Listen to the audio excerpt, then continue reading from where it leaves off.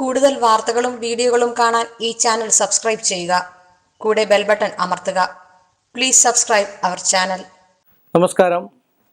മാന്യ വിശ്വാസികൾക്കും ജ്യോതിഷ വിശ്വാസികൾക്കും ഈ എപ്പിസോഡിലേക്ക് ഹാർദവമായ സ്വാഗതം.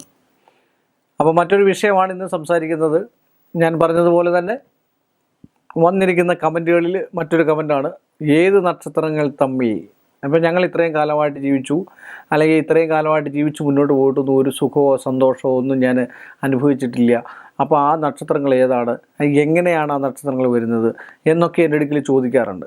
അപ്പോൾ അതിനുള്ളൊരു മറുപടിയാണ് നമ്മൾ വേദം എന്ന് പറയും. വേദം രജ്ജു നക്ഷത്രം, മധ്യമരജ്ജു നക്ഷത്രം വെച്ചാൽ മകയിരം ചിത്ര ഔട്ട നക്ഷത്രക്കാർ, മധ്യമരജ്ജു ദോഷമുള്ള നക്ഷത്രക്കാരാണ്. അവർ പൊരുത്തപ്പെട്ട് പോയി കഴിഞ്ഞാൽ 2.5-3 വർഷം കഴിയുമ്പോൾ തൊട്ടേ അടിയും പ്രശ്നങ്ങളും കാര്യങ്ങളൊക്കെ ഉണ്ടാവും. പക്ഷെ അവർ അറിഞ്ഞ് ജീവിച്ചു കഴിഞ്ഞാൽ ഒരു കുഴപ്പവും ഉണ്ടാകത്തില്ല. എത്രയോ മധ്യമരജ്ജു ദോഷമുള്ളവർ ജീവിക്കുന്നുണ്ട്, സംശയമില്ലാത്ത കാര്യമാണ്. പക്ഷേ എല്ലാ മധ്യമരജ്ജു ദോഷക്കാർക്കും അതുണ്ടാകാൻ സാധ്യത വളരെ കുറവാണ്. അത് ഗ്രഹനില വെച്ച് നോക്കുക. അതുപോലെ വേദമുള്ള നക്ഷത്രങ്ങളുണ്ട്. വേദിക്കുക എന്നാണ് പറയുന്നത്. കണ്ണെടുത്താൽ കണ്ടുകൂടാത്തൊരവസ്ഥ. ചിലപ്പോൾ ഉള്ളിൽ ചിലപ്പോൾ സ്നേഹം കാണും. കാര്യം അങ്ങനെയുള്ള നക്ഷത്രമാണ് പിന്നെ നമ്മുടെ അശ്വതിയും കേട്ടയും, അതുപോലെ ഭരണിയും അനിഴവും, തിരുവോണവും തിരുവാതിരയും, അതുപോലെ പൂയവും പൂരാടവും, പുണർദവും ഉത്രാടവും, ഇങ്ങനെയൊക്കെയുള്ള ഉത്രട്ടാതിയും അത്തവും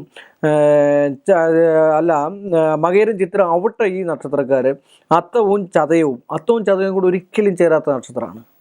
വേദമൊന്നുമില്ല, ഒരു രീതിയിലും ചേരാത്ത നക്ഷത്രമാണ്. ഒരുപാട് ഭാര്യ ഭർത്താക്കന്മാരെ ഞാൻ കണ്ടിട്ടുള്ളതാണ് അത്തവും ചതവുമായിട്ടുള്ളത്. ഒരുപാട് 99% അതുപോലെ തന്നെയാണ് ഈ ഭരണി നക്ഷത്രം. ഭരണി അനിഴമായിട്ട് എങ്ങനെ കൂടിയെന്ന് പറഞ്ഞാലും കൂട്ടാൻ പറ്റത്തില്ലാത്ത ഒരു അവസ്ഥാന്തരത്തിലുള്ള, ഒന്നുകിൽ ഭർത്താവിനെക്കുറിച്ച് പരദൂഷണം തന്നെ പറഞ്ഞ് നടന്നിട്ട് പുള്ളിക്കാരിയെ മാത്രം കിളത്തി സംസാരിക്കുന്ന ആൾക്കാരായിരിക്കും. ഒരു സ്ത്രീ ആണെങ്കിൽ ഭരണിയും അനിഴവും കൂടാണ് ചേരുന്നതെങ്കിൽ ഭർത്താവിനെ അതേ രീതിയിൽ താത്തു കിട്ടും. കുറേയൊക്കെ മാന്യത അന്തസ്സും ഉള്ള ഒരു ഭർത്താവിനെ ബഹുമാനത്തോടെ മറ്റൊരാളെടുക്കൽ പ്രസൻറ്റ് ചെയ്യത്തുള്ളൂ. എന്തൊക്കെ വിഷയങ്ങൾ വന്നെന്ന് പറഞ്ഞാലും കുടുംബത്തിൽ ജീവിക്കുന്ന ഒരു സ്ത്രീ. പക്ഷേ ഇവരങ്ങനെയല്ല. ഭർത്താവിനെ ഏത് രീതിയിൽ താത്തിക്കിട്ടിട്ട് അവരെ നന്മയിലേക്ക് കൊണ്ടുവരാൻ അവർ ശ്രമിപ്പിക്കുക. ഏതെങ്കിലും ഒരു തെറ്റ് കണ്ടാൽ മതി, ഒരു മദ്യപാന ശീലമോ അല്ലെങ്കിൽ വേറെ എന്തെങ്കിലും ലഹരി പദാർത്ഥം ഉപയോഗിക്കുന്ന ഒറ്റ പ്രാവശ്യം കണ്ടാൽ മതി, അതിങ്ങനെ പറഞ്ഞ് പുള്ളിക്കാരി അതിൽ തന്നെ പിടിച്ചിട്ട് ആ ബന്ധം തന്നെ വേറെ പിടിപ്പിക്കാനുള്ള അവസ്ഥാന്തരം ഉണ്ടാക്കുക. അതിൻ്റെ ഇടയ്ക്ക് വേറെ എന്തെങ്കിലും ഇഷ്ടപ്രേമമൊക്കെ കയറി വരികയും ചെയ്യും. ആ കൂടെ ജീവിതമേ പോവും. എന്നിട്ട് ഏതെങ്കിലും ഒരു ജോത്സ്യൻ എടുക്കുന്നുണ്ട് പറയും, ഞാൻ ഇതുവരെ ജീവിച്ചിട്ട് എൻ്റെ കൂടെ ഒരു പുരുഷൻ നിന്നിട്ടില്ല. അല്ലെ, സ്വന്തമായിട്ടൂടെ ചിന്തിക്കണ്ടേ? ഒരു പുരുഷൻ കൂടെ നിൽക്കണമെങ്കിൽ ഒരു സ്ത്രീ കുറേയൊക്കെ ചിന്തിക്കണം. സ്ത്രീ അമ്മയാകണം, കാമുകിയാകണം, ദേശീയാകണം, വെപ്പാട്ടിയാകണം, സഹോദരിയാകണം, വല്യമ്മച്ചിയാകണം, മുത്തശ്ശിയാകണം. അതാണ് സ്ത്രീ. എല്ലാമായിരിക്കണം. ഒരു ഭർത്താവിന് വെച്ചോളം എന്ന് പറഞ്ഞിട്ട് രണ്ടുപേർക്കും ഒരേ സ്ഥാനമുള്ളൂ കേട്ടോ. എങ്കിലും സ്ത്രീക്കൊരു കുലീനത്വം. അതുപോലെ തന്നെ നമ്മൾ കണ്ടു നോക്കും പുരാണങ്ങളിൽ സീത മോശക്കാരിയാണോ? ശ്രീരാമൻ്റെ ഭാര്യയായ സീതാദേവി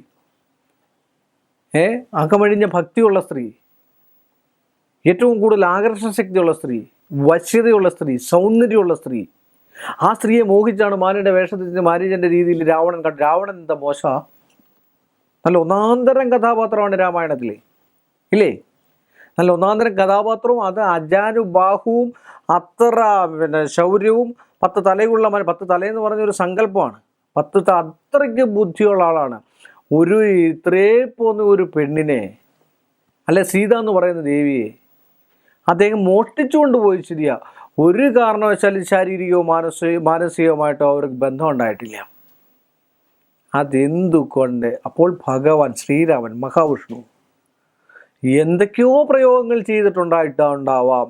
ഇല്ലെങ്കിൽ പിന്നെ അത്രയും കരുത്തും പ്രൗഢിയും ഉപാസനാശക്തി ബലമുള്ളതും പറയാ പുഷ്പക വിമാനം പോലും ദേവന്മാരിൽ നിന്നും വാങ്ങണമെങ്കിൽ, അല്ലെങ്കിൽ അത് കിട്ടണമെങ്കിൽ ദേവനേക്കാൾ എന്തും മാത്രം കഴിവും ഉപാസനാശക്തി ബലവും പിന്നെ ഉറച്ച മനസ്സും ഉണ്ടായിട്ടായിരിക്കും. അങ്ങനെയുള്ള ഒരാൾക്ക് ഒരു സ്ത്രീയെ കീഴ്പ്പെടുത്താൻ പറ്റിയില്ല എന്ന് പറഞ്ഞു കഴിഞ്ഞാൽ എന്താണ്? ഒന്നാലോചിച്ചു. അപ്പോൾ അതാണ് ബലവാനെന്നുള്ളതിൻ്റെ അല്ല ഇവിടെ പോവർ. മൈൻഡ്, ബുദ്ധി, സാമർഥ്യം. ആ ബുദ്ധി സാമർഥ്യത്തിൽ സീതാദേവി ഒരാളെ മാത്രം അന്വേഷിച്ചാണ് ഇരുന്നത്, ശ്രീരാമനെ മാത്രം. പക്ഷേ എന്നിട്ട് ഒരു വൈധവ്യ ദുഃഖം അനുഭവിച്ചില്ലേ? സീതയാണ് ദേവിയാണെന്ന് പറഞ്ഞിട്ട് കാര്യമുണ്ടോ? എന്ന് പറഞ്ഞ പോലുള്ള നക്ഷത്രക്കാരുണ്ടെങ്കിൽ എത്ര നമ്മൾ സ്നേഹമാണെന്ന് പറഞ്ഞാൽ അല്ലെന്ന് പറഞ്ഞാലും ചെറിയ അതിനൊക്കെ പരിഹാരങ്ങളുണ്ട്. രാവണൻ സീതയുടെ അടുക്കാതിരുന്നതിന് പരിഹാരം ഉണ്ടായിരുന്നു. അത് ആ യോഗമാണ്. അത്രയും വനവാസം കഴിഞ്ഞിട്ട് ശ്രീരാമചന്ദ്രൻ അവിടെ ചെന്ന് സീതയെ കട്ടുകൊണ്ട് പോയ ആളിൻ്റെ നിന്ന് തിരിച്ചു മേടിച്ചു വരണം. അതൊരു യോഗമാണ്. കാനനത്തിൽ വസിക്കണം, കാട്ടിൽ വസിക്കണം. അതാണ് ഇന്ന് നമ്മളൊക്കെ പറയുന്ന കാരാഗ്രഹബന്ധനം, ജയിൽ പിടിച്ചിടും എന്തെങ്കിലും കുറ്റം കണ്ടു കഴിഞ്ഞാൽ എന്നൊക്കെ. അപ്പോൾ അതുകൊണ്ട് ഇതിനെല്ലാം പരിഹാരമുണ്ട്. ഈ ഉള്ള നക്ഷത്രങ്ങളൊക്കെ ചേർന്ന് കഴിഞ്ഞാൽ ചെറിയ ചെറിയ കുഴപ്പമുണ്ടെന്നാണ് പറഞ്ഞത്. ഈ എപ്പിസോഡ് നിങ്ങൾക്ക് ഇഷ്ടമായെങ്കിൽ നിങ്ങളുടെ അനുഗ്രഹങ്ങളും ആശീർവാദങ്ങളും ഞങ്ങൾക്ക് വേണമെന്ന് പറഞ്ഞുകൊണ്ട് ഇന്നത്തെ ഈ എപ്പിസോഡ് ഇവിടെ വൈൻഡപ്പ് ചെയ്യുവാണ്. എല്ലാ മാന്യ പ്രേക്ഷകർക്കും വിനീതമായ നമസ്കാരം. കൂടുതൽ വാർത്തകളും വീഡിയോകളും കാണാൻ ഈ ചാനൽ സബ്സ്ക്രൈബ് ചെയ്യുക. കൂടെ ബെൽ ബട്ടൺ അമർത്തുക. Please subscribe our channel.